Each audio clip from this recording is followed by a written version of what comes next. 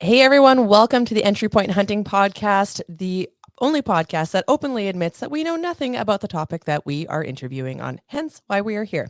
My name is Justina Lee Stoltz, and my co-host will be introducing our guest today, and he can take it away. Hi, everyone. My name is Drew. Very excited today to have Ben Stourak on. Ben grew up as a hunting kid, but did a lot of road hunting. He knew next to know the proper methods, as he said, wind, stalking, etc. And he started a guiding outfit industry, started in the guiding outfit industry when he was 15 years old and has been guiding ever since. Now going on 18 years in the industry, Ben has owned his own outfitting concession for almost 6 years now called Arcadia Outfitting Ltd. This has been his dream since he was a young kid, but as luck would have it, Ben and his crew have been hit with an onslaught of challenges since starting the outfit, and a recent couple of years of global disaster haven't helped much. But thankfully, as the old cowboy saying goes, God hates a coward, and Ben certainly wasn't raised a quitter, so they are trekking onwards and upwards. Thank you very much, Ben, for joining us today and being on the podcast. Hey guys, thanks for having me. So maybe just to kick it off, if you could explain, what we talked a bit beforehand, but if you could explain some of those challenges that you faced since starting up this outfit and the last couple of years and how that's gone. Yeah, for sure.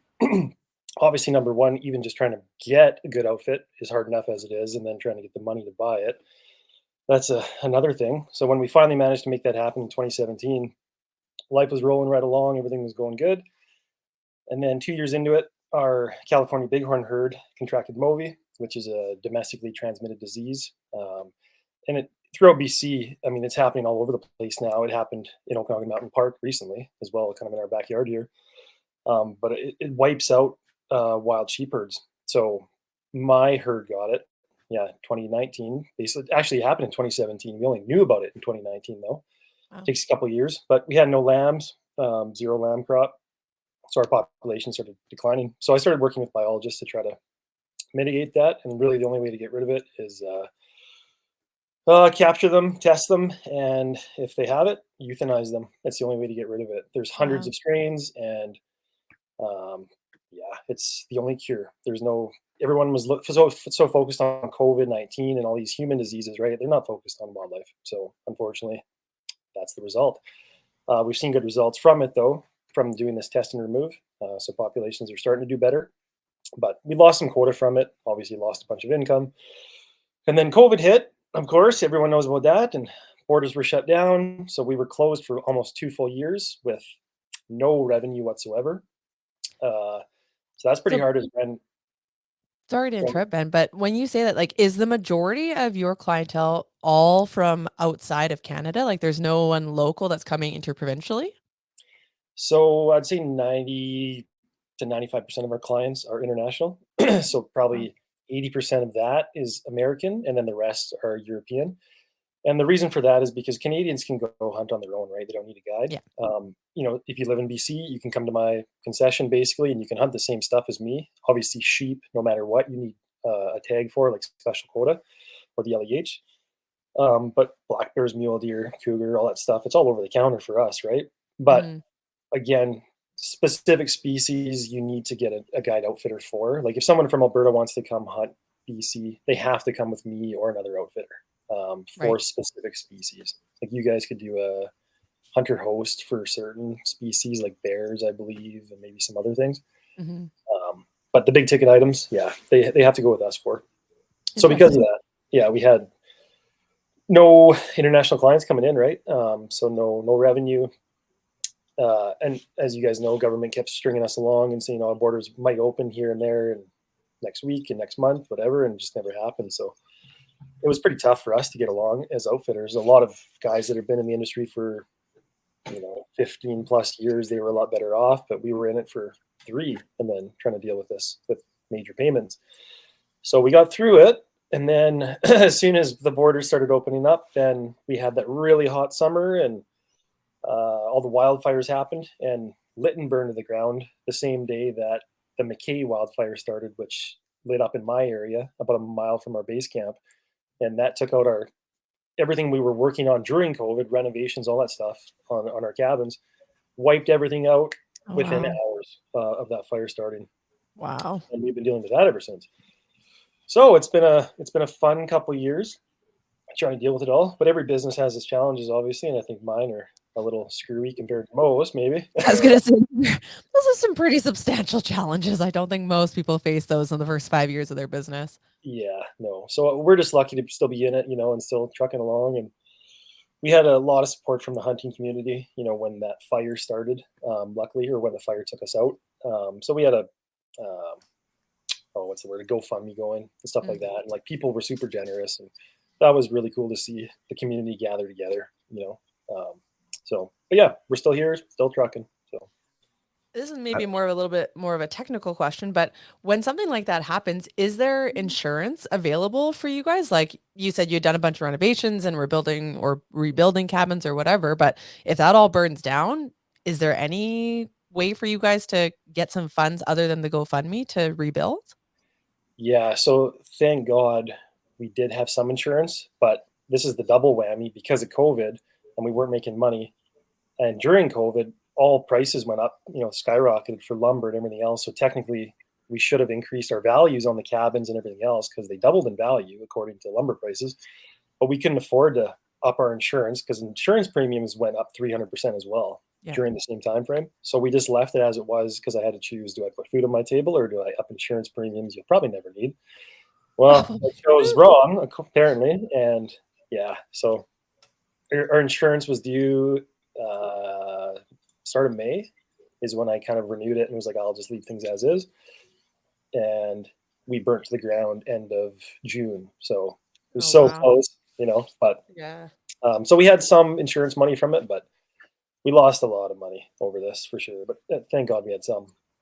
Crazy. So you had talked about kind of like your herd and area, and so is there a region that you can operate without other guides being in there, or is it kind of something where guides cooperate with each other? Like, is there a your territory that exists, or how does that happen? Yeah, you betcha. So there's outfitting concessions, and we all have boundaries. So like my boundary on one side's a river, and then on the other side it's a lake, and then it's height of land on the other ends. And then within that, no other guide outfitter or guides can come in there and guide international clients. If they do, they're doing it illegally. So as a BC resident, you can go in there and you can hunt, no problem. You can go across borders, no problem. But no one else can go in there. So that's specifically my zone to hunt my black bears within there and take Americans, etc. So wow, I didn't realize that. Canada has that kind of throughout the country. Back in the day, Alaska, they didn't have boundaries. So basically, the toughest arsehole in Alaska with the biggest beard and the biggest muscles, he'd go and kick everybody's ass, and he could kind of go wherever he wanted, and then everyone else was left with the rest. Wow. And yeah, it's not like that, but that's how it was back in the day, which is pretty cool. Unless you weren't that guy, then it was less cool. That's right. Yeah. But, yeah wow. So what kind of for people that, like, I started looking into guiding maybe a year ago, not leading it, but going on a guided trip. But can you kind of lay out what that guiding industry looks like? And like yours, it sounds like you've got cabins, and is it, there's horseback guided tours, there's, I saw even day of ones. Kind of how long do you take people out for, and what does that look like as an experience for them? So every species is different. Like our black bear hunts would be 6 days long. Most outfitters do 5-day long trips. We like to give guys an extra day just to be out there for longer and better chance. Cougar hunts, I'll just kind of give the time frame for now. Cougar hunts 7 to 8 days, depending on the outfit. Sheep hunts are usually 10 to 14 days. So our bighorn hunts are 10. Stone sheep hunts up north, they're usually 14 days, and you need that long to try to find a good sheep because it's such a big country and low densities. Mule deer hunts anywhere from 6 days to 10 days, depending on the outfit. Ours are 8 days long. Yeah, and then some guys do like random wolf hunts, bobcat hunts, lynx hunts, and those are usually like 5 days, and guys can add extra days if they want to. But basically, you book a hunt with an outfitter. So guys would go to these expos or social media or wherever, right? Find people like me, start talking to me, see if they like you, if you jive well with them or not. There's a lot of outfitters that have really, really that are well respected and have good outfits. And there's a lot of outfitters that aren't so well respected and kind of do shady stuff, and just like every industry, right? So Yeah. it's really good to do your research beforehand and try to figure out who's worth going with. So is a lot of your business then based on referral and just that word of mouth of, yeah, I went here, it was good, great experience, go with these guys? Or do you guys focus a lot on the, I guess, online advertising or reviews and that kind of stuff? I think back in the day, pretty much everything was word of mouth almost, and especially certain communities like hunting communities in Europe. Like if you take one European and they have a great experience, they tell all their buddies and it's a domino effect. So it's a really good industry. Americans and more North American style of hunters, it's primarily internet based. So they'll go on your website, they'll go on social media these days. And social media has been a really big one for us. And we don't pump out a lot of stuff. I honestly hate social media. I try to avoid it, but I got into it because of the business, and you need to these days. Yeah. So we get a lot of people from that. And that's been good too, because a lot of people come on and they just ask questions like they would, with your guys' podcast. Like, hey, what clothing do you wear? And is this jacket worth buying? And, what rifle should I have for this kind of hunt and all that kind of stuff. So that's good. I think you can help people out on there as well. Yeah, so where was I going with this? So anyways, so they find outfitters like us, try to figure out if you're going to get along with them, and then you leave a deposit for a date for a hunt in the future. A lot of good outfits are booked out anywhere from 2 to 3 years, sometimes more. In Wow. advance. And COVID didn't help that, right? Guys didn't work for 2 years, so there's even more of a backlog.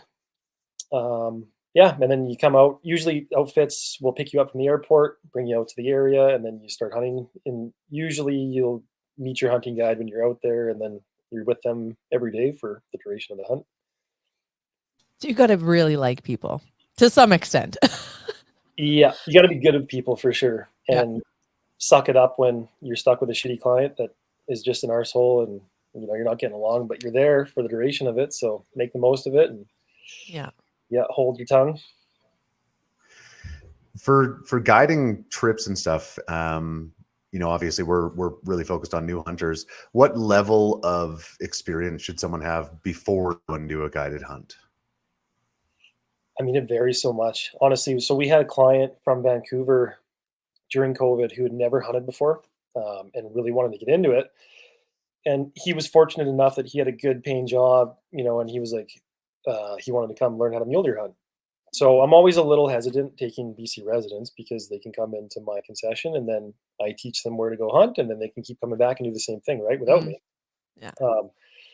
So I always ask for a little more info, and he said, "Look, I'm a brand new hunter. I can either spend years on my own trying to figure out how to do this because I don't have a hunting mentor, and I'll go out and I'll waste all my time because I don't have a frigging clue what I'm doing. I can only watch so many videos on YouTube that'll really tell me anything." So I figured, you know what? I'll spend the money. I'll go with a professional right off the bat and learn how to do it, learn what you're doing and where you're going, and I'll ask tons of questions on the hunt and pick your brain. And then, I'll have a way better base of hunting skills to go off of for the future. So I thought that was really, really cool. So Yeah, that being guy a guy sounds brilliant. He's definitely super beating smart, the rest of us who are like, "Nah, it's fine. I'll just figure it out myself." totally super smart. So I have a lot of respect for that guy, and we've become good friends since. But yeah, he was successful this year. He killed his own spring bear on his own, and I Wow. think he killed a deer as well. Nice. So yeah, it worked for him, Yeah. and yeah, we had a good hunt together. And but yeah, you can have zero skill whatsoever. I mean, I recommend having some shooting skill first off. Obviously, that's a must have. He wasn't an expert marksman by any means, but at least he knew a little bit. But we get guys that have been hunting for 50, 60 years that come with us as well, right? Oh, wow. So we got a Dan Cabela this fall. So his Wow. family started Cabela's, owned Cabela's for 20 plus years, and then just sold it a couple years ago to Bass Pro Shop. So we guided him. He's a Cool. guy that has twice as much hunting experience as I do around the world. But so we get to meet a lot of cool characters. Yeah, there's always something to learn, especially if, I mean, it's you're guiding in your backyard, so to speak. It's your area, it, and it doesn't matter how many years you've been hunting. If you haven't hunted that area, you might not see success if you don't know what you're doing out there. Exactly. I just thought I wanted to ask, what's like the most inexperienced person or a story, like the person who showed up who was the least prepared for a guided hunt? Fresh, Do you have a brand new story like that? boots, sticker on the gun. Yeah. Yeah. Showed up in their Crocs and their shorts or something. Oh man, I'm trying to think. It's kind of funny. We get a lot of guys that they say they have a lot of experience before they come, and they'll pay for these high dollar hunts, high dollar sheep hunts and stuff. And they come and they're wearing all the kuyu, the fancy boots. They got a $10,000 Gunworks rifle. They've never shot it before. It's straight out of the box because it's 1,000 yards out of the box, right? Mhm. Their boots are brand new. They've never broken them in. So those guys get a rude awakening. And we've had a lot of guys like that over the years Yeah. that just think because they have the gear, they're good to go. But that's not the case at all. And as soon as you start hiking with them and they're like, holy crap, this isn't what I thought sheep hunting was going to be. I got to hike up there. And you're like, we live in the mountains, man. What do you expect? Yeah. But we've had a lot of guys quit over the years because they're just like, this was a mistake. I shouldn't be here. It's not what I thought. YouTube led me astray because all these videos on YouTube, you see green rolling pasture hills and stuff like that. But that's when guys can film because they're not struggling through cliff Yeah. beds and rocks. They show you Right? the little bits and pieces in between. Yeah, exactly. So yeah, we've had lots of guys like that over the years. I have a friend who did a little bit of guiding many, many years ago, and he said that one of the most memorable ones, and I'm sure you've probably had this as well, was a father and son duo that came. And the father was like an old farmer guy who, got out to hunt every once in a while, a couple times a year. And then the son, who was like gung ho, young, like super big, strapping guy, who was like, yeah, I got this, dad. It's going to be fine. I'll do all the hard stuff. And my buddy said that inevitably at the end, it was the dad who kept hunting and the son who gave up and basically wanted to pack it in, go home, because there was just a difference in the mindset. The old farmer guy had you start something, you finish it, you don't quit, you power through, you go through the pain, you do whatever you need to do to get the job done. Whereas Yeah, the young guy was, I hate to say it because I'm part of the generation, but a millennial generation, who just basically was like, "Oh, this isn't as easy as it looks on YouTube. Like I have to sweat and hurt, and this is not what I want." And basically wanted to quit, but couldn't because his dad and the guide were like, "No, we're going to keep going. yeah. You can't go back yet." It's funny. We've guided professional football players and soccer players and all kinds of these major Olympic athletes and stuff like that throughout the years. And a lot of those guys, you think they're going to be these machines and they're going to walk into the ground, but they're not used to that. They're used to running around a field or skating around a With rink. nothing on their back. Exactly. And so they're super fit and they're athletes, but when they have to do that and they're put out of their element, we've had guys sit down and cry on the mountain because they didn't Oh expect yeah. it to be so hard.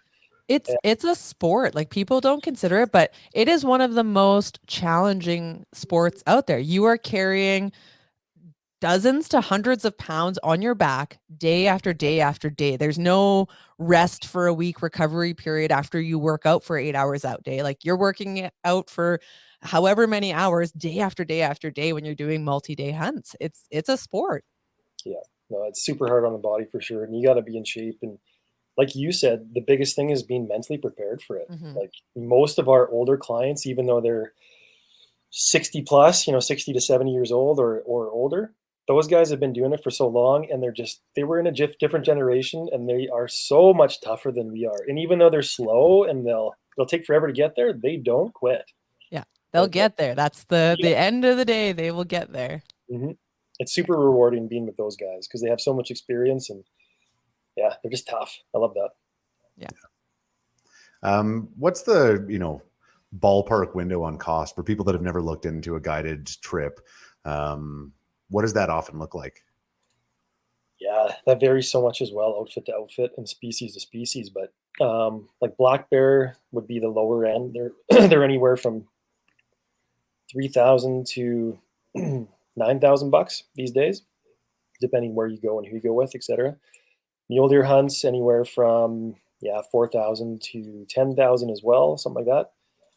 Cougar hunts are more expensive, 75 to 12,000 generally, and this is usually U.S. pricing as well. Wow. So that makes a difference too, right?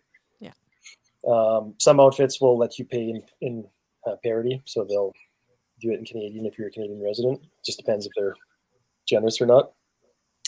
The upper end is obviously sheep hunts. They're going to be anywhere from, they're like 35,000 to 100, 120,000 these days, depending on the species. Wow. And there's quite a bit of money because there's not as many of them, right? And they're all getting on quota and LEH, and it's getting harder and harder to go kill a sheep. So that's the upper end for sure. When you do these hunts, when you're guiding people, is there, I mean, I assume mindset wise, there is an expectation that you will be successful during that guide, but what percentage would you say of your guided trips are successful? And what expectations should people have when they're going into a guided hunt? Right.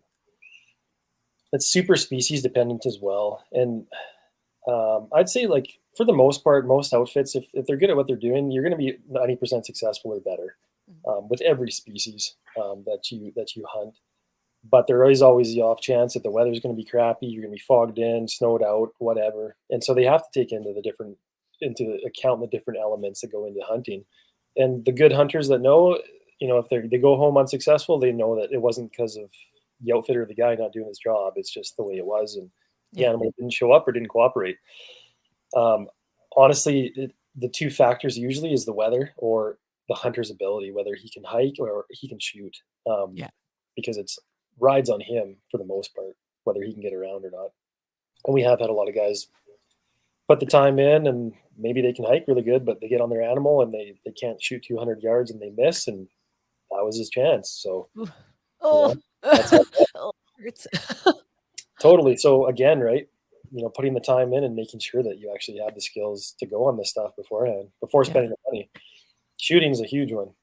Yeah. And I can't stress that enough. We need to do a whole episode, I think, on fitness for hunters. I think that'll Yeah. be a follow up one.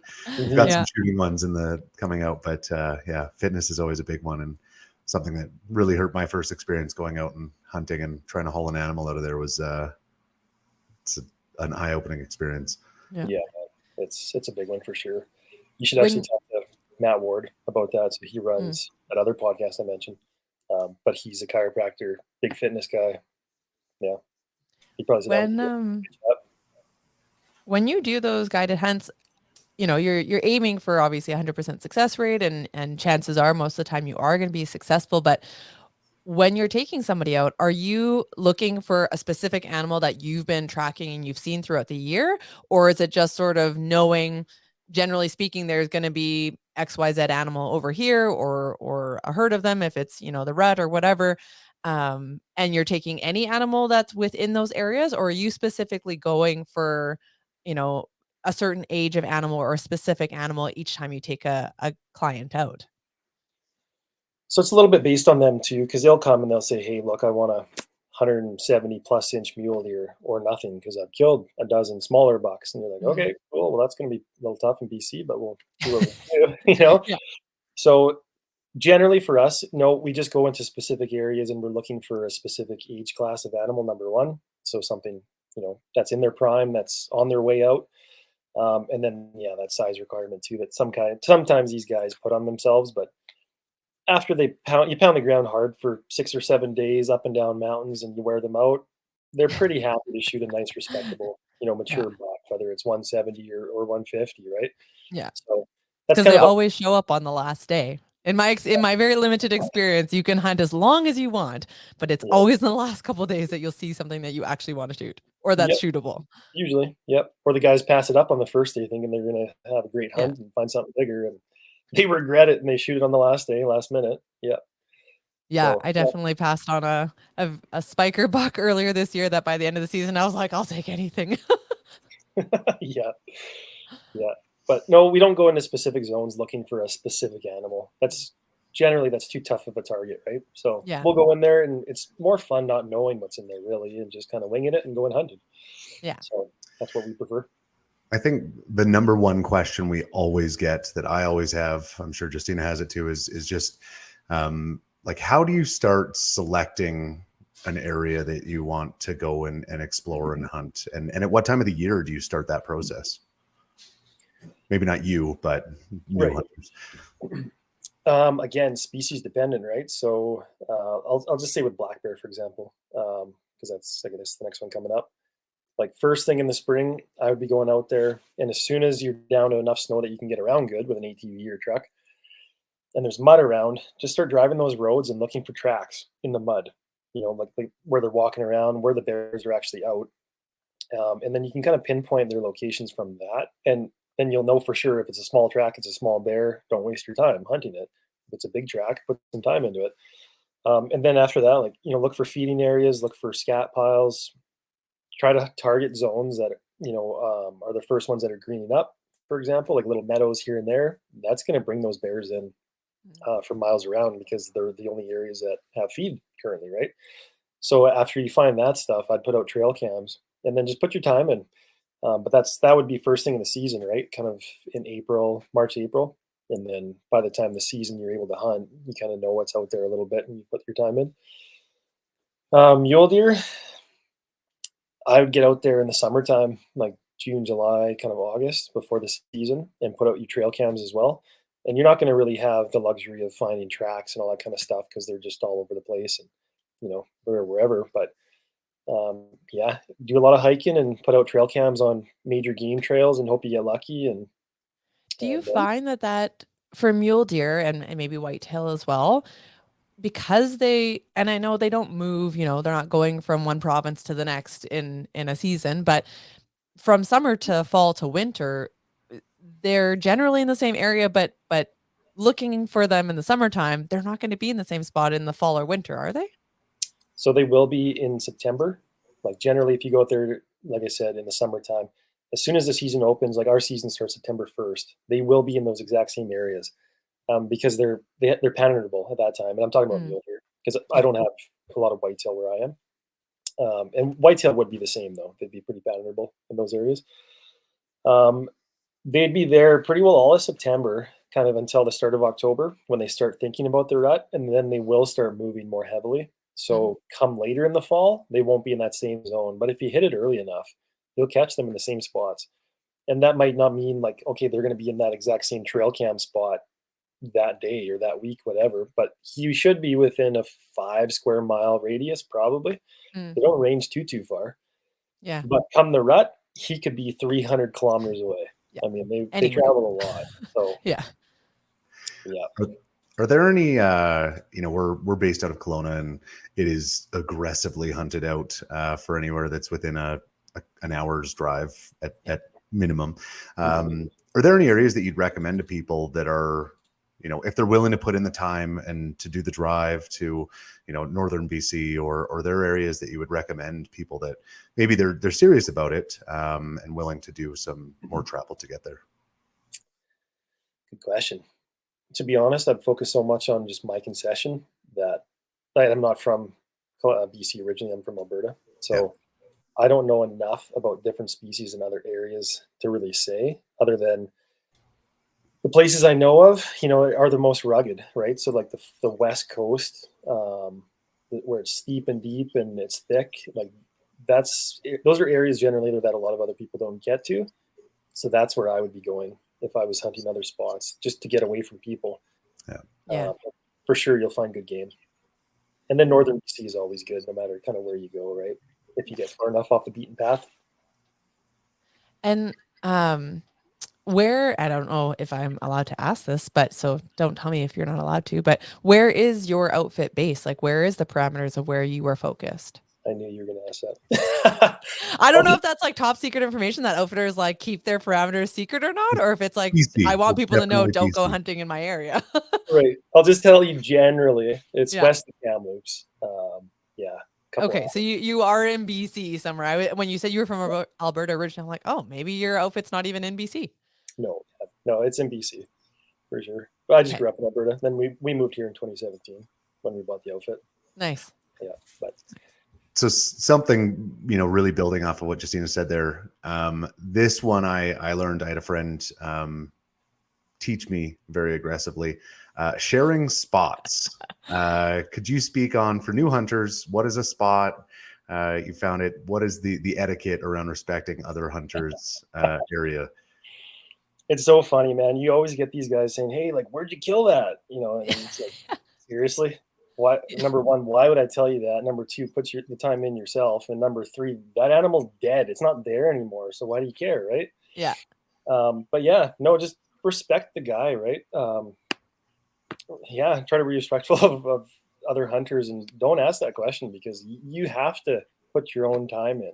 And they can tell you a general zone like, hey, yeah, we were out of such and such a spot and there's good goats out there or whatever. But that guy learned it the hard way and put his time and effort in, right, to get that specific animal in that area. So as a new hunter, you got to do the same thing. And there's no easy way around it other than if you have a mentor who knows a good spot and he takes you into an area and he trusts you, then that's a godsend. But It's definitely a very top secret-y thing. As a new hunter, I'm only a few years into it.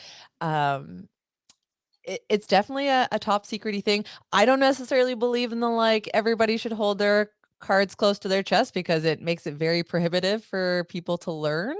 Um, but I mean, yeah, there is the general like, oh, I was, in the interior or on the coast, people give you general aspects of where they are, but they're not going to tell you, yeah, I was right at this exact spot. yeah. Although I have buddies who claim that based on the photos, like everybody posts their like, I got my deer or I got my animal photo. And I've had buddies turn to me and say, oh, I think I know where that spot is. I recognize those trees. And I'm like, give me a break. Like those trees are all over the place. What do you mean you recognize that spot? No way. It's amazing though. There's some pretty hardcore hunters out there that if you post a picture of mountains or a river or whatever, a Yeah. stream, they can find it on Google Earth. And Oh, there's yeah. technology. So Yeah, it's pretty trippy. I don't think the guys that I've heard say it have that experience to do it, but they sound real knowledgeable when they say it. Yeah.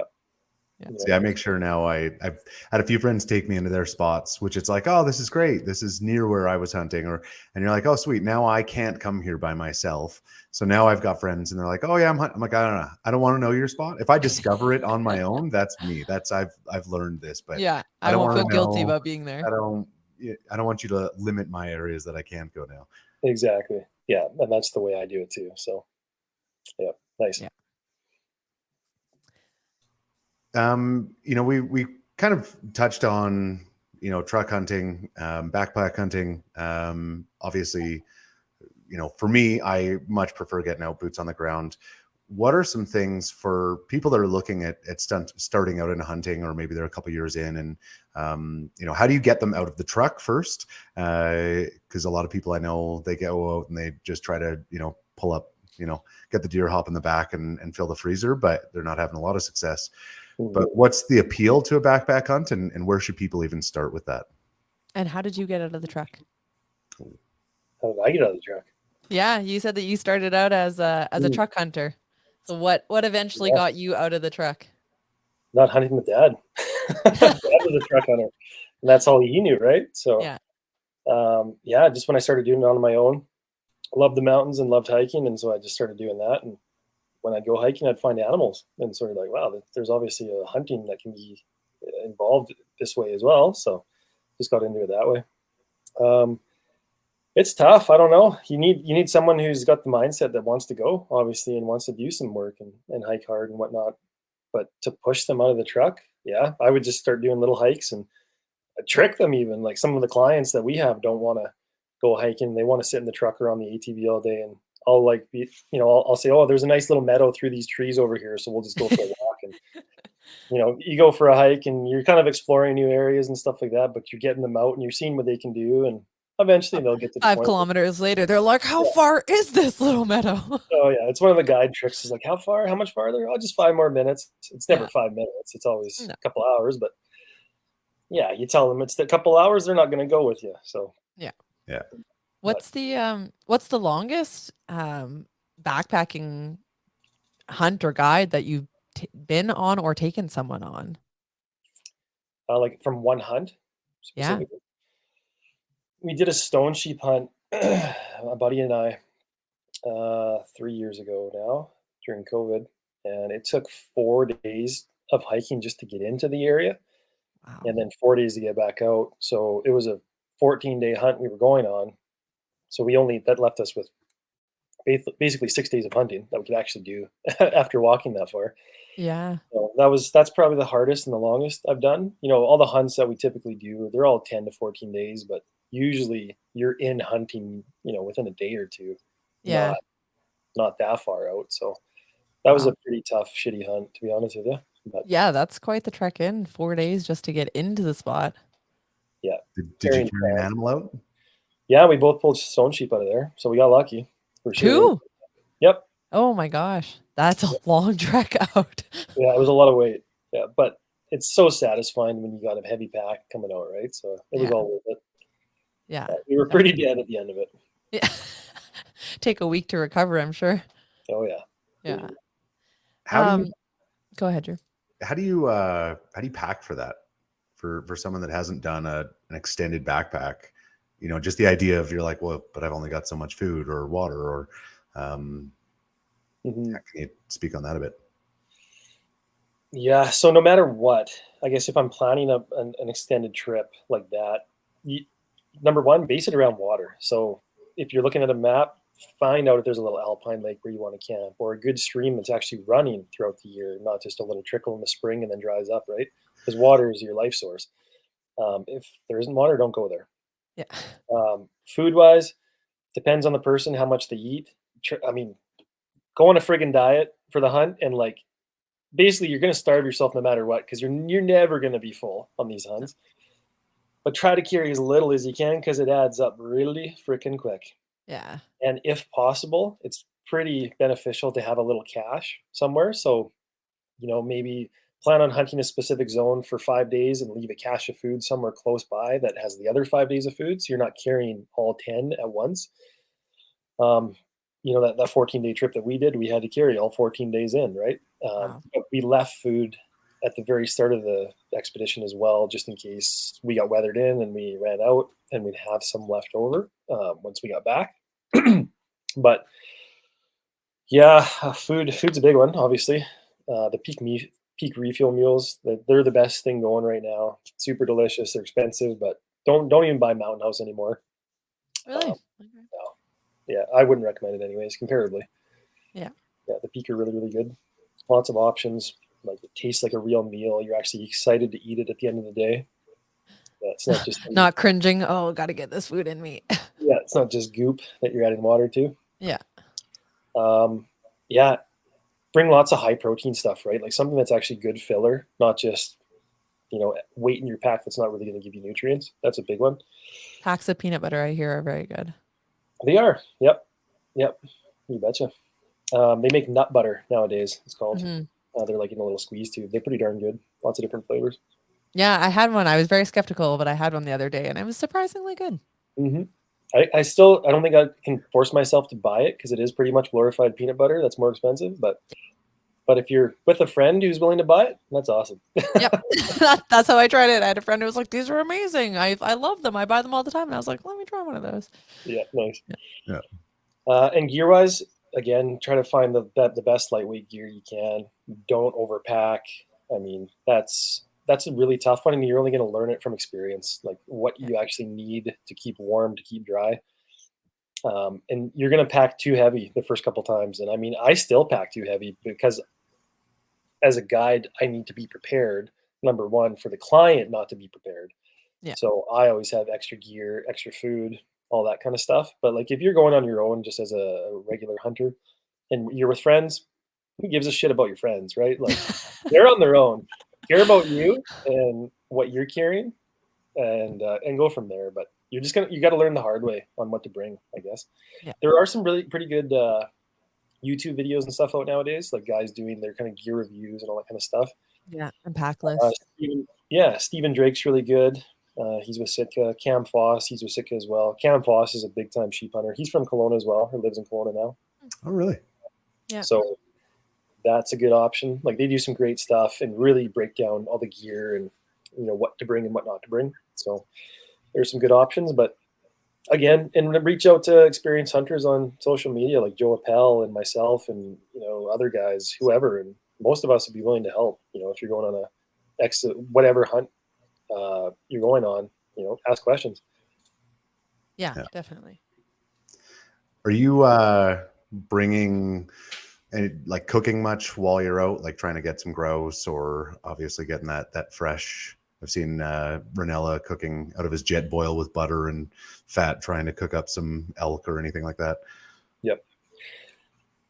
Depends on the hunt. For the most part, like I'll bring some spices and I'll bring little bits of dried food here and there that you can add to complement like a meal like that. Like no matter what, I always plan on hopefully killing a sheep or a deer or elk, whatever, a moose, and having stuff to make that with. But I cook it over sticks on a fire, kind of like you would a hot dog. So you don't Nice. need a frying pan, you don't need butter, you don't need all that extra stuff, and it's awesome. It's so satisfying, so delicious. It's always perfect if you don't cook it till it's black. Um, but no, I I hear don't care. charcoal's good for the system. It is. It's good for the teeth. Nice and Yeah. white. Yeah, but try to carry as little as you can. I don't splurge on the cooking stuff. Just a jet boil. You know, I bring extra fuel just in case, and I always bring an extra little stove, like a little pocket rocket or something, in case the jet boil fails. But yeah, just bring spice. That's the big one for me. What's your go-to spice? It's not publicly available, I don't even think, but my dad works for Bear Scare. It's like, remember when Suncor years ago had that woman get I guess mauled by a black bear up in Fort Mac? All those big oil companies started hiring guys to scare bears away. So it's called Bear Scare. These guys basically walk around and shoot bear bangers and try to haze bears out of these areas filled with people. So my dad's doing that after he retired, and that company he works for makes this spice of their own, and it's, I don't know what, it's a proprietary blend, but it's freaking awesome. So What? And it's not publicly available? No, I don't. I've told them they need to sell it because everybody that's tried it loves it. It's phenomenal. But what the hell? I know. You can't tell us about this mystery gold that we can't now have access to. I know. I'm sorry. Yeah, it's pretty damn good. But yeah, a mystery blend. Okay. Clubhouse makes a really good one called like spicy pepper medley or something like that. Yep. It's really good. So that's my other go-to. That's publicly available.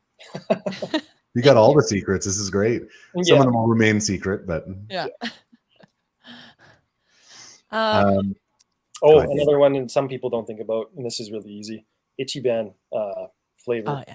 So if you don't have spice, just add that to your meat, and that's pretty awesome. You're gonna have bland Ichiban after the fact, but it's good. Good filler. Yeah. Make soup, whatever. Some elk ramen. It'll be great. You betcha. Yeah. Something you had mentioned earlier, right at the very start, specifically because you were talking about Movi and your guys's that impact in the area where you outfit. Is that what kind of led you down a conservation path, or has conservation always been something that's been of interest to you? It's always been of interest for sure. I think that's something a lot of people don't realize with the guide outfitting stuff. They think you're strictly trophy hunting. You're only there to kill a big animal, right? And that's such a misnomer. That's not what we're about at all. For us, it is conservation. So it's that age class. So not harvesting these young ones, letting them grow up, and letting that genetic, kind of mingle and mix, right? So you're not just targeting specific you're not just targeting old big animals. It's the age class. So no, conservation has always been the big thing for me for sure. Obviously predator hunting as well. That's such a big one that nobody really does. And I was listening to an interesting podcast years ago with Bart Lancaster. He was on a podcast with Kufaru, and he's big into predator hunting, way more so than I am. But he basically said, look, he believes that if you kill a deer, you should have to kill a predator to balance things out. Because honestly, as the average hunter, you go out there and you're shooting deer and moose and sheep and ungulates, but you're not touching the predators, right? But nature still needs to be balanced. And if we take a deer away that a wolf would normally eat, well, he's going to go hard and try to kill the rest of the deer, right? Yeah. And so the deer population is going to start declining, even though per se the predator population doesn't. So I thought that was kind of an interesting idea. You kill an ungulate, you got to kill a predator, whether that's a coyote or a wolf or a bear, whatever, right? Do you think, I mean, from a conservation aspect, I don't know the numbers as to whether or not there's an equal 1-to-1 ratio of deer or ungulates or other animals and predators. Do you think that, do you know if the numbers are more equal that way? They're not equal at all. No. So there are way more ungulates than predators, but there has to be, because let's take one cougar, for example. A cougar generally needs to kill an ungulate per week to survive. Yeah. So he's killing 52 or more deer or sheep or whatever throughout the year just to feed himself, right? So that's a lot of ungulates for one predator to survive. And wolves are the same. They're Yeah. killing multiple ungulates per week and all that kind of stuff. So I kind of feel like that if you kill an ungulate, you kill a predator, might not work Yeah, out for right? a balance No, in the long run. no, that's definitely not balanced. And like I said, he's a little extreme, but I do think there should be some balance. So if, let's say, you kill 5 deer, you should have to kill one coyote, right? Yeah. I do think there are a Yeah. lot of coyotes. There are a lot of wolves in BC. We do Oh have a lot yeah. of bears. You know, Yeah, definitely. And do you think, and I don't know this, um, do you think the outfitter areas actually are contributing to the conservation aspect? Because like you say, no other outfitters can hunt in your area. Obviously, individuals can hunt in those areas, but um, is there an aspect of conservation and population control in the fact that you're kind of controlling the harvest in that area of both predator and non-predator animals? we try to, right? We do the best that we can, but we're only one person or individually, right? With Yeah. however many guides. So then you take into account all the resident hunters that are coming in, and they're going to unbalance what we're trying to do Yeah. because they're just doing their thing. But it is on us primarily to go in there and try to control it. So we try to take out X amount of wolves, X amount of cougar, X amount of bear per year, Yeah. taking into account that all these other hunters are going to come in and they're pretty well just killing deer and moose. So we do the best we can, but yeah, we're not God either, No. and we know that. So wolves are Good. super. Good. Some people might think they are.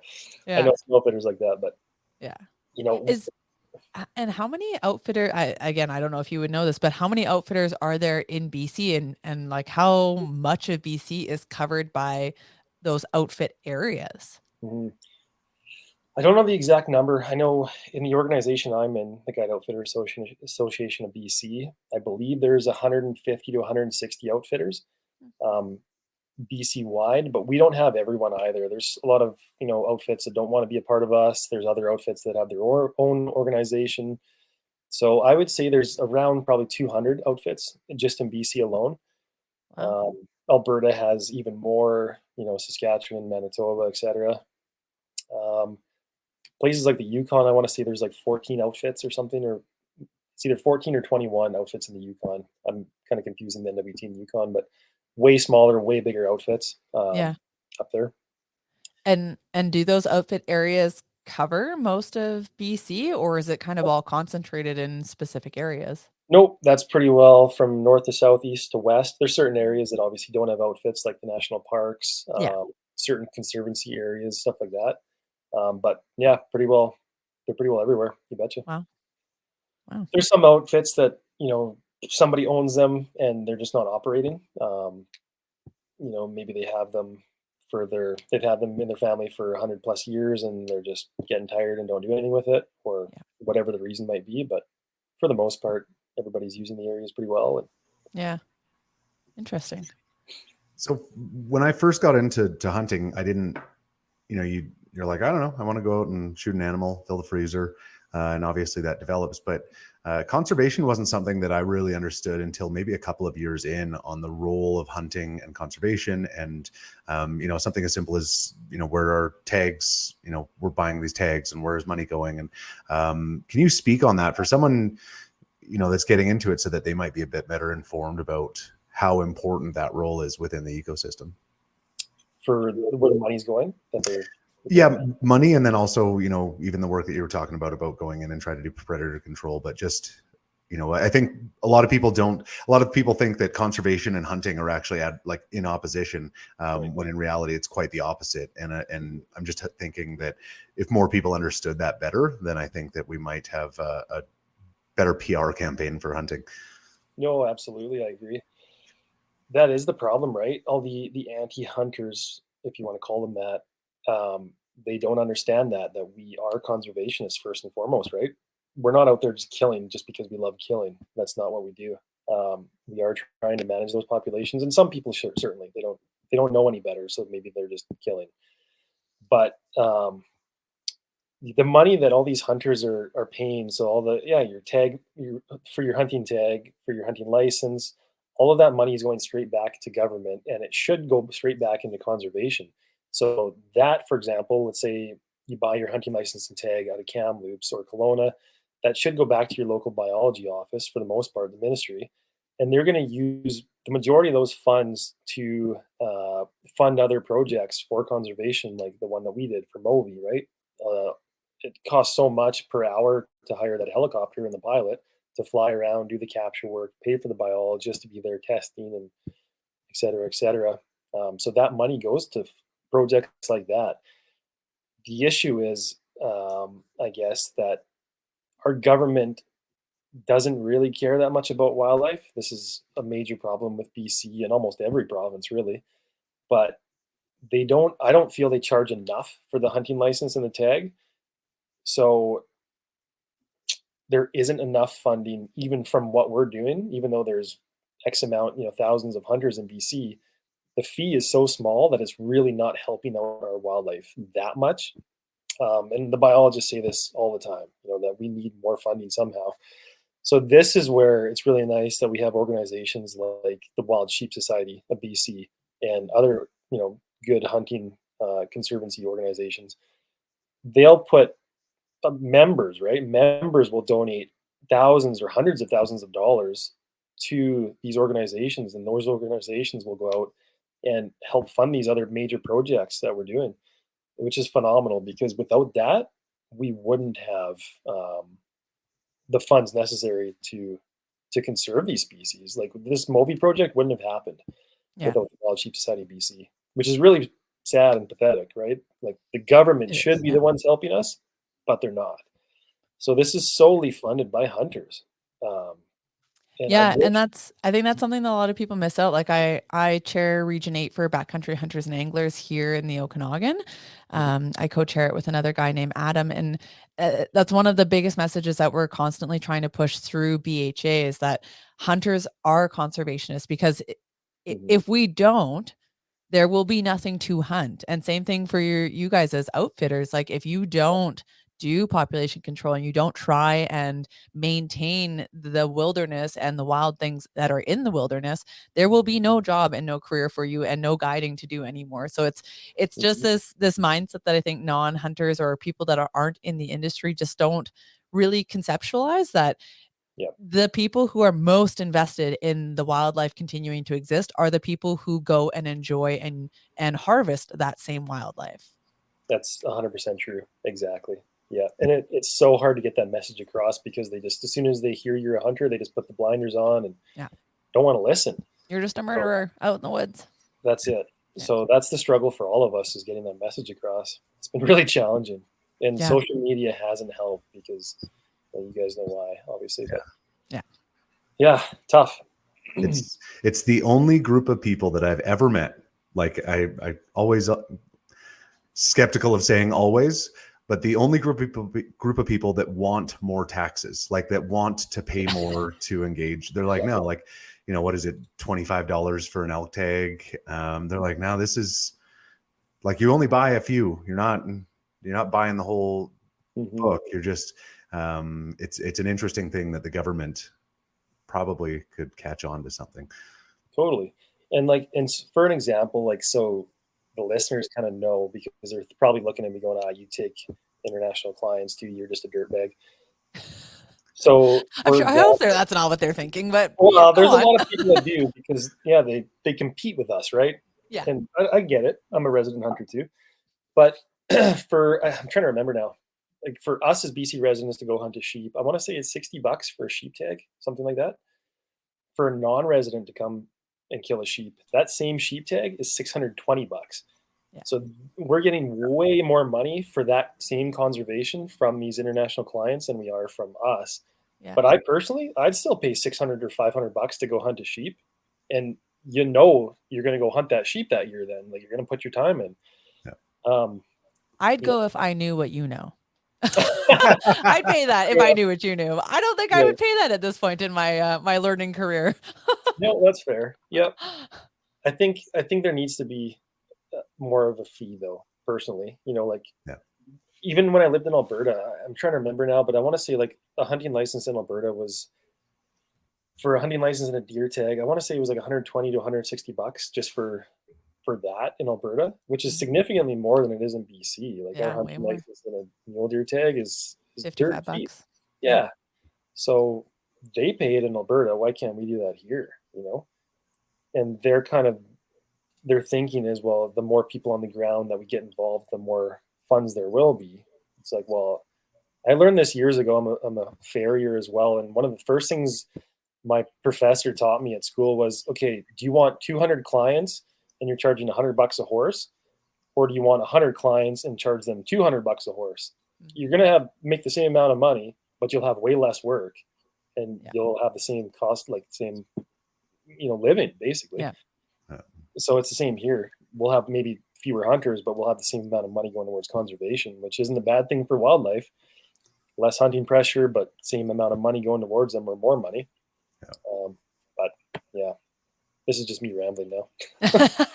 There's pros and cons to it for sure. Like the more you raise the cost, the more prohibitive it is to new hunters or people on, lower income budgets or whatever that perhaps need to hunt in order to get that sustenance. But there's also the pros of it, which is that money should be going towards conservation and it is desperately needed for that funding. Yeah, for sure. And maybe with LEH, for example, maybe that's a better way of doing it, right? Like if you put an Yeah. LEH in for a sheep or a goat or a moose, whatever, charge Yeah. a little bit more for that because those are people specifically wanting to hunt for that species. And I think you'd weed out so many guys that aren't actually going to go hunt it. Like guys just throw in their LEH for moose, going, oh, I might hunt it this year if I get it. Yeah. And then they draw it and they're like, oh shit, I don't actually have the time to go hunt it. Like Yeah. that sucks. And Yeah. that could have been an opportunity for somebody else that actually wanted it and can go. Yeah. So Good for the moose if those guys do it. They get a little bit more time in the woods, but mhm, definitely not ideal for actual opportunity to make a harvest. yeah, exactly. Um, so predator control. Can you talk a bit more about what is predator control, and how can people intelligently contribute to that? Like, how can the average hunter kind of assist in that kind of wing of conservation? Right. Obviously, the biggest ones are wolves are the biggest these days. Wolves are exploding across the province. They have way more access to road systems from logging and this and that, so they can get it. They can access mule deer and moose in their winter range where before they wouldn't be able to so easily, right? Yeah. So this is really affecting all our ungulate populations. I wouldn't say this is the best way to do it, but you can bait wolves, obviously, on private land, and so sitting over bait piles, trying to bring them in to try to control them a little bit, trapping, helping out trappers on their trap lines. If you want to, most trappers are willing to have people tag along and help out, right? Um, Coyotes, there's coyotes everywhere. You take out one coyote. Coyotes are hard on everything. They kill sheep. They kill, fawns, and they'll kill full on deer all the time. We had a pack of coyotes come and kill one of our sheep in the outfit 2 weeks ago. It was a collared sheep, which is how we know about it, right? So, I mean, remove one coyote, it's great for populations, and they're all over the place. You're not hurting that population by taking one out. They're just going to breed again and make more. And I've heard that before. Is this an urban legend or some truth to it? But that you kill one and they immediately start reproducing, like it's just like this never ending battle. It pretty well is. Yep. Yep. You pretty well got to take out the whole pack if you really want to rid them of the whole area. Yeah. But if you take Wow. out an alpha or a senior member of that pack, then it will set them back for a while, right? Because you have your alpha hunters gone, so they're not going to eat as well. They might be a little, more nutrient deficient. So it definitely helps no matter what you do. Um, Interesting. Black bears are a big one too. Like a lot of people don't think of black bears as predators, but we'll go through this phase at the outfit where we'll see the bears feeding solely on forage, on vegetation. And then as soon as those does start dropping their fawns, you'll start seeing the scat piles from the bears start changing color because they're eating fawns. And they target fawns left and right as soon as Oh. they're dropped because they're easy targets. A couple of years ago, I had trail cam set up in this meadow trying to get this big bear that I still haven't managed to get yet. He's too smart, but we had a a brand new fawn dropped in one meadow on the one trail cam, all spotted. And the next meadow that same night, it's running by the camera. And later that night, the bear goes strolling by the camera. And I'm looking at this going, holy crap, they were within like 30 minutes of each other. And I'm not shitting you. Right next to me, 6 feet away, is a pile of bear crap. And it was massive. And it was a different color. So I went to go kind of poke through it. It had baby fawn hooves and bones crushed up and hair in it. Oh, So the bear went and ate that oh, a brand new fawn that night. You know, the thing didn't make it more than 24 hours, and he was done. oh, So bears are really hard on deer, interesting. and people Yeah, don't. I just always in my mind saw them as foraging and like, whatever, eat whatever scraps and stuff they come by, but I didn't think they would be that. Berries and picnic baskets. Yeah, carrying little picnic baskets with, Yeah, Oh, exactly. So, not just grizzly. Obviously, black bear is what I'm talking about, right? So, yeah, yeah, harvesting one black bear every couple of years or whatever definitely helps quite a bit because they will interesting. kill dozens and dozens of Yeah. fawns. So, When that's you on the predator side of things, like when you're harvesting, like obviously people harvest black bear and eat the meat as well, but things like coyotes and cougars and stuff, are people eating the meat as well? And does the meat taste good? So cougars, yes. Cougar meat is probably my second favorite meat. It's phenomenal. Wow. It tastes like the juiciest pork you've ever had in your life. It's Interesting. delicious. And it took me a while to kind of wrap my head around that too, because I never hunted cats growing up, but it is phenomenal. So I recommend it to everybody. Black bear meat's super good as well. You just got to cook it properly. Yeah. Um, Don't give like yourself pepperoni, it's trichinosis. super good in pepperoni and sausage. Yeah. Uh, Lynx is really, really tasty as well. It's Mm. kind of similar, just like a really white pork-like meat. Wolves and coyotes, you don't eat, obviously. They're I have a nasty. friend who harvested a coyote this year just because he was in the area and he was like, he knew that the deer were being really impacted in that area and he saw this coyote and he harvested and he tried the meat and he said, never again. Like just the most disgusting, foul meat Yeah. that he could have ever put in his mouth. Oh man, good on them for trying it. Yeah. Yeah. I was like, I've never even thought about it. Like I saw a couple coyotes this year and I mean, as a new hunter, it just never even occurred to me Mhm. the conservation, like predator control aspect of that. I just saw it and was like, I hope it doesn't eat me. Yeah, yeah, no, exactly. Yeah. No, you definitely don't. You shouldn't eat them. They actually have a lot of diseases, so they're not Mm. safe to eat anyways. But obviously, they make a beautiful, beautiful hide to hang on the wall or rug or whatever. That Whatever. was my next question is there I don't know if you can do this. Can you sell pelts still? Like is there a marketplace for people for that or is it all just personal acquisition? No, so I mean, legally, you couldn't go out and you couldn't sell your hide to Joe Blow, but you could Yeah. go to like a taxidermy shop, for example. They always have a need for other hides and pelts. Mm. You're not going to make hundreds and hundreds of dollars on it by any means, but you will make some money for sure Yeah. Interesting. with whatever species. And there is a large market for hides for trappers and stuff still these days as well, right? So taxidermy shop's the easiest place to offload it though, if need be. Yeah. Yeah, because everything has to be legal, but Yeah. Something I was always curious about, and mostly as a potential prey walking around in the woods, when you're hunting for things like cougar that are a bit more aggressive and will actually hunt you as a hunter in the woods, um, how do you find them if you are actually out there hunting for predators? I assume in the wintertime is the easiest, but are there other times of the year that you can be tracking and hunting them as well? a cougar specifically, Yeah. no. Cougar are tough. I mean, I've tried this quite a few times in my outfit as well, just getting on a cougar track and following it. Those animals walk so much, and Mhm. they're walking through some of the gnarliest terrain out there, with cliff bands and things, and I mean, they're athletes, pro athletes. It's almost impossible to follow them on foot for very long. Yeah. Really, the only way to do it is with dogs, Mm. effectively. We have done it twice at the outfit, and one of them we followed for 3 days straight. And the only Wow. reason we caught up to it was because it killed a deer the night before and was still sitting there eating it. It had eaten the entire deer, other than the head, Oh, overnight. It was wow. unbelievable. But Wow. that's the only reason we caught up to that one. And the other one, we just lucked out and we saw it running through the burn. Wow. um, but yeah, otherwise, cougar are pretty tough for the average Joe to go out and hunt, really. Like being in the industry for 18 years and guiding clients, I think I've only seen cougars in the wild 8 or 9 times, like while you're actually out there looking for them or hunting. Yeah. They're there all the time. They know you're there as well, so they're playing hide and seek, right? See, I liked the first part of that where you're like, you hadn't seen them. It makes me feel really good when I'm out there. But then that second part where you're like, they're still there. They're watching you. I don't like that part as much. Yeah, we almost actually got attacked by a cougar on Vancouver Island a number of years ago. It was the first day of the hunt. We're walking to the beach on the west coast where we were hunting black bears.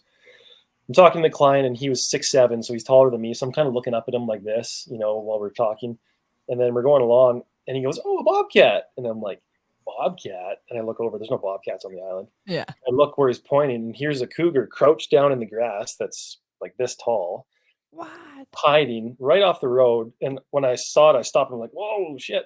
Yeah. And it stood up, and it started coming at us down the road. And it wasn't a big cat. It was probably 60 pounds, but it's big enough to kill you. It doesn't matter. Like, look at a house cat. They're ferocious, right? Yeah. So it started following us down the road, and the client screaming, "What do I do? What do I do?" And I didn't want to kill it because there's no need to kill an animal if you're not hunting it specifically. It's just doing its thing. So I said, "Just back up, back up." So we kept backing up about 100 yards. In the process, he's freaking out, losing his mind. This is a client, right? He ended up jacking his rounds through his rifle, in panic, and all the shells were just scattered across the road. So he didn't even have bullets in his gun. I had a gun too, of course, and was ready, but if need be. But he would have been toast if the cougar actually attacked and I wasn't there. Yeah. So it's funny to see people's reactions. And he was a big, strong dude, in the outfit and stuff, and like could have whooped me, but he just mentally wasn't used to that kind of thing. So So go ahead. Oh, I was just gonna say we backed up 100 yards. The cougar laid down on the road and just watched us, and we threw rocks at it, and eventually it just walked away into the woods. And I shit you not, a couple minutes after the cougar went in the trees, because we were standing there going, "Okay, is it just going to pounce on us when we walk by?" A squirrel ran across the road right where the cougar went, and then we saw the bushes shake really quickly and then run off. So the cougar came and ate the squirrel and then ran off. Oh my gosh. Ooh. Yeah. So sucks to be that squirrel. Yeah. So what are you supposed to do when you come across a cougar like that? Yeah, kind of just what we did. So back up, don't make a shit ton of noise if you can, because don't make noise. Don't make noise. They're because they're used to animals freaking out and charging off, and they're going to chase you, right? Yeah. I wouldn't make a lot of noise. Just stay calm. Make yourself look as big as you can. Right. And just back out slowly if you can. Keep an eye on them. If you can get rocks or something, throw rocks at them. But I wouldn't make any sudden movements or freak out, because they're just going to kind of go for you. They're such an alpha predator. Like if I could choose one animal to be, it'd be a cougar, because they kick ass. They're amazing. Yeah, I'd probably be a cheetah, but if we're in Canada, I'd be a cougar. Yeah, cheetah. Yeah. So I want to be respectful of your time and really grateful. We'll kind of go in. We've got a couple of our last questions here that we do on all of our interviews, but what would be your 2-minute or less recommendation to a new hunter? The one thing that wish you knew when you started out? I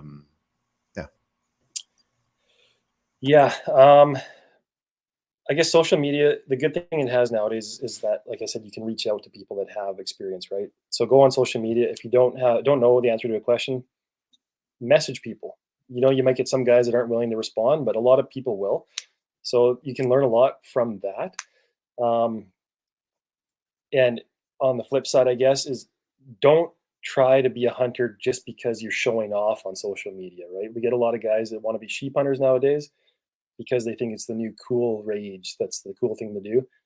Go hunt because it's something you want to do and something you want to experience. And be smart about what you're hunting. I